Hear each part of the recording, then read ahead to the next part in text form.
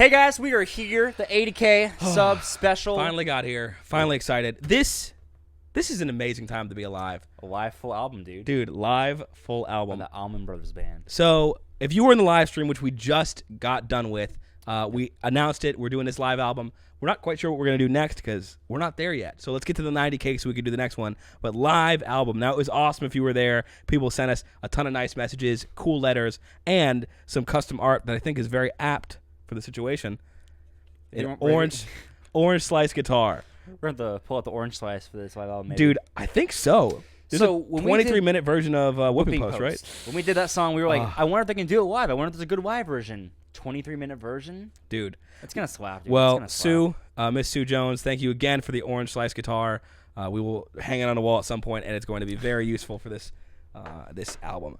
Absolutely. I'm just hyped. So I think hit that subscribe, hit the notification bell. That way we can do the next album. But with that being said, let's do it. Hey guys, the full album reaction got blocked, sadly. We never had issues with the Allman Brothers Band before, so we did not anticipate that. Either way, we're ready to adapt. We're going to post it on Patreon for free for you guys, so you can all just navigate down to that link and be able to see the full thing for free. If you just want to see our analysis, you can still see that here, but either way, YouTube happens. We'll see ya.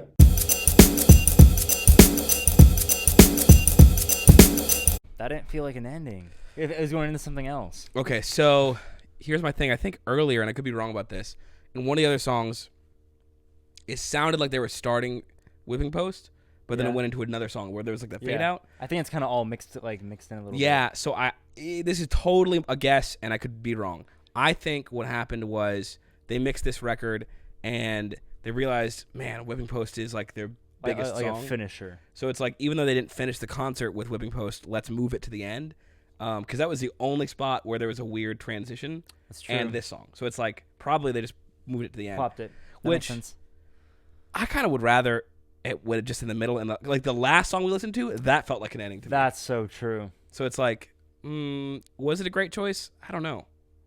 I could have seen it get like flow right into, because I felt they even in the record kept in the like kept the beginning of Whipping Post in it. It's like I don't know. So that was interesting.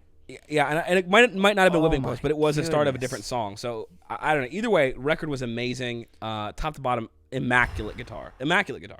Dude, the guitar, like he's like I'm just gonna like beat the show a little bit. Yeah. You had the double drums, the bass, the organs backing him up, literally just propounding the guitar forward. Yeah, the whole concert was just, I mean, it was flawless. It was a great concert. As far as a live album, this is maybe one of the best live albums I've ever heard. Just really, really powerful stuff. It's just phenomenal Their stuff, their jams did really well from the early. I mean, it was cool that they started with blues stuff, and I was like, I was a little worried. I was like, man, if they keep the blues thing the whole time, I like blues, but I don't know if I like it enough for like an hour or two record. Of just that. They showed range, dude. They showed a lot of range. So the first couple, 2 or 3 songs were blues, and all of a sudden they went out of that, and they still had blues elements, but now they're doing these weird ethereal, these chords that are like jazzy, just all over the map. Great rock tracks, just killer songs. Killer stuff. Killer. I have one thing I wasn't huge on. Okay. Literally, so the vocals in Whipping Post, right?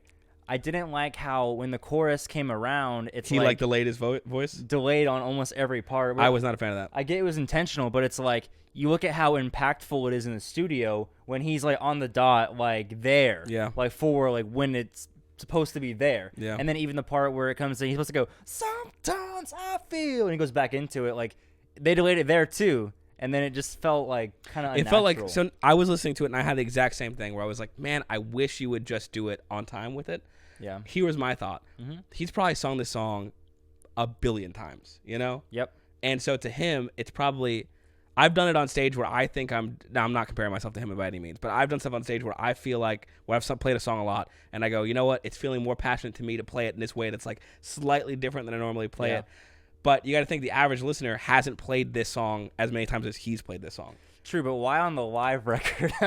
I think it was just him. He was like, man, it's really cool because he's heard it a billion times. So he's like, for me, this is a more interesting way of singing it. This I'm singing it this one time this way, and I sing it the other 999,000 times the other way.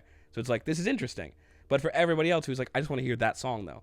We don't play that song every night. We play it a lot. We don't play it as much as you. Makes sense. It just like kind of like feels like even with with the differences, it feels like it was kind of just like rhythmically like a little unnatural. It was unnatural. Yeah, I'll tell you, I felt the same way on that, and I also felt even in the earlier songs, it almost felt like the vocals like not filler isn't the word, but it really did feel like it's like, okay, we need vocals for songs, but it really did feel like the instrumentals like show. Yeah, I was missing out like on the band's show. I was missing out on the vocals for most of the concert, and it wasn't until Whipping Post, because I even thought about this when I was hearing it. I was like, you know what? Because my biggest thing was all the false endings, which I can be a fan of. I think they used a little too liberally on the album. Yeah. Just because I felt like by the end they kind of lost their impact. Like you hear like 4 or 5 false endings in a song, and it's one like, of the false endings lasted like 7 minutes of a false ending. Yeah, and it's cool, but I think if you do that too many times, it starts to lose the effectiveness of a false ending. Like a false ending should feel like, oh my god, it's getting to an end, and then no, it's not. It's going back. Not a bad thing, but one of the things I was thinking is I was like, okay, they've used a bunch of false guitar endings, like a bunch of them, where it just like breaks down just to guitar, and it's like guitar for a while, and then it goes into other stuff. They broke it down to drums. They had weird rhythmic things where it was the bass. They even had an organ part, I think, but they didn't have any vocal parts until Whipping Post is the only one that I heard. I liked the vocals at the very end. What's what I'm saying? Like when it wasn't grit, when he came down, I actually liked that a lot. It was just like when it came to the grit parts where I'm like, oh, show up on that one dot. So that's why I wish they would have utilized his voice more. Yeah. Because I think they use all these false endings, and it's like if you would have traded out like 2 or 3 of those false endings for some vocals, like even if you bring it down, now he's whispering and he's like close to the mic like he did at the end in Whipping Post. I'm like, man, that would have been so much more impactful. Could add something. But again, I'm sure if I was there, I would feel totally different. Yeah. So just the guitar work, man. This is a masterclass in guitar work. We'd heard the guitars play before, but not like that, dude. No, I feel like some of these songs, if they were in the studio, I probably wouldn't have cared for them as much. Yeah. But when they show up live with them, just insane. There were so many things the guitarist did that felt like he completely deviated from like those like southern rocky roots and kind of just went all these other places. You can tell he's an immaculate like guitarist in general. Yeah. He's virtuoso. He's not just I can pick this lane and I can play blues licks. He's like, no, I'm very knowledgeable in this field, in this field, in this field. Like he's playing from these different scales and different modes and just very, very interesting. Yep. And you called it at one point where like it felt like atypical for blues because we're expecting like the 12-bar blues where 8 of the bars are like the exact same. It's just like, oh no, I'm just gonna take this one out and plug that one in. Oh, those chords were the chord changes. I've never heard that in blues, and to me that was maybe my highlight of the whole record. Or there were 2 highlights. The one I think Hot Lana was the second to last song, and there was a point where we were both getting into it, and we both. I think that was my favorite song. I think it was my favorite song. That was my favorite song. My favorite moment might have been hearing those chords because I was like, wow, those are so different, different to take these. I don't know what they are, but they're like these insert weird number chords. And you would think it'd be like a common thing, and maybe it is. We just haven't heard much of it because like you have 12-bar blues, right? Think of how easy it would be just to kind of pull out that one and like pull out these 2 and throw those 2 in to like make it feel super jazzy or super different when it's actually kind of throwing them in. But I haven't heard it too much. What I've heard from the blues is pretty standard as far as chord progressions go.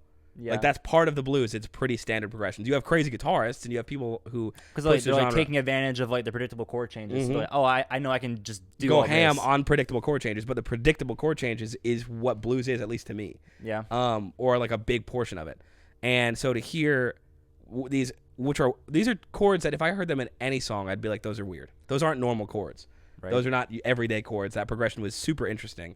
And to put that in a music styling that is specifically normalizes very rudimented chords. Just very, very cool. And, dude, I love the bass player. Yeah, because it was like not every progression he did it, but I felt like almost like every 3rd or 4th progression he's like going going up into it. You know what I mean? He's walking pretty hard. I liked how hot the bass was. I felt like it was more like it was good in the front than like what bands usually do. But like which I think is important because they have a great bassist. So I don't know his name, but I mean he's impeccable. So I think having him that hot in the mix was a great choice studio wise. It was so crazy also just to hear a full record of like what you can accomplish when you have 2 drummers. Yeah, I was thinking so many things pulled back. So we listen to some modern music too outside of like what we listen to on here, and we also listen to this outside of it too. But one thing in modern music that I love is diverse rhythmic stuff, which for a very, very long time, when you have rock music especially, most bands are stuck to you have a drummer and you can only play what one drummer can play. Maybe add a tambourine by another person. Yeah. But pretty much you're limited to what one drummer can play. And a drummer can play a lot of really cool things. But when you have those two drummers going back and forth, and sometimes they're playing the same thing, but they're just slightly off because it's the human nature, it just makes it feel so much cooler. And you have some guys like it just felt orchestral at some parts. It felt chaotic and energetic. Yeah. Like where one drummer is playing really quiet, the other one's like doing a snare roll to try to like build the tension up. It's stuff that is impossible for one person to play. And I think modern music utilizes, that being concept a little bit. that concept a lot that I love. And so to hear it back then, like this is groundbreaking to me. This is one of the coolest things I've heard in a long time. Yeah, no, it's insane. Especially because you have like one drummer who's playing like, let's say, consistently for this section, and another drummer who's doing like this rhythmically weird thing with the band on like with these stops. But the one drummer is keeping it consistent, so like they're able to effectively do that and just like stay with it. Yeah. It's crazy with two drummers what you can do. Yeah, it's just cool. Overall, I don't even know if we need to rate this. Like this is I don't think I feel comfortable like rating albums, especially live albums. I don't think so either because there's just so much going on. But you know our thoughts. I mean, it's a great album. I think if you are a guitar player, you need to listen to this album. This is an album that you need to listen to. Absolutely. So there are at least like 7 key points where I felt like, oh my goodness, he just did that. Yeah. Or he's currently doing that. Yeah. So that being said, 80K Jesus. reaction done. Get us to 90K and we can do another full album. With that being said, we'll see ya.